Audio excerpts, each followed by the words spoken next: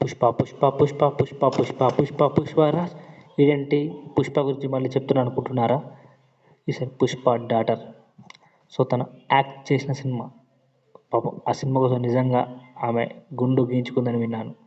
So అందుకే సుకుమార్ గారు చెప్పారు, ఏ ఆడపిల్లైనా తన ఎంగేజ్లో గుండు తీయించుకోవడానికి ఇష్టపడదు, కానీ నా కూతురు ఈ సినిమా కోసం తను గుండు తీసుకుంది. సో ఫస్ట్ నేను నమ్మలేదు తను ఎలా చేస్తుందన్నది, కానీ ఇప్పుడు ఒక తండ్రిగా I'm very proud of you అని చెప్పారు.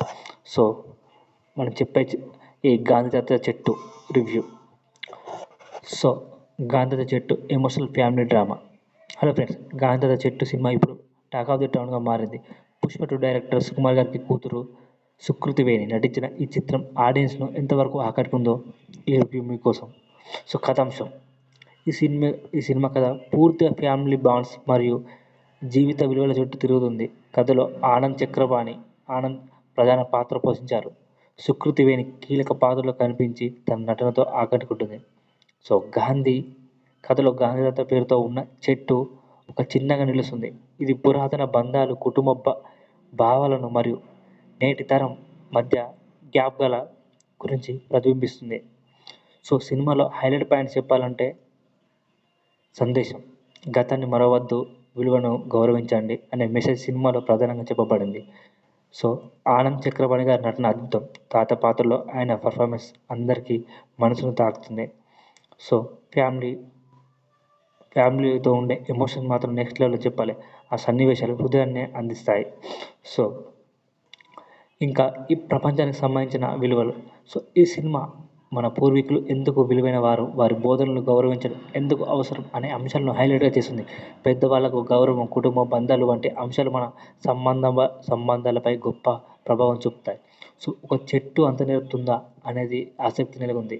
సో చాలా చాలా క్లీన్గా ఈ సినిమా తీసింది కూడా ఒక లేడీ డైరెక్టరే. సో ఆమె చాలా మంది దగ్గర అసిస్టెంట్ డైరెక్టర్గా పనిచేసింది. సో టెక్నికల్ అసెట్స్, సినిమాటోగ్రఫీ, గ్రామీణ నేపథ్యం ఎలాంటి విజువల్స్ కావాలో వాటిని అందంగా చూపించారు.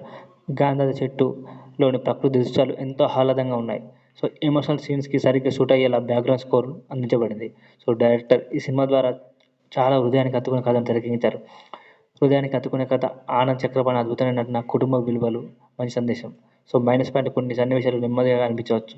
కథ చెప్పే విధానం కొన్ని చోట్ల పాతతర సినిమాలను గుర్తు చేస్తుంది.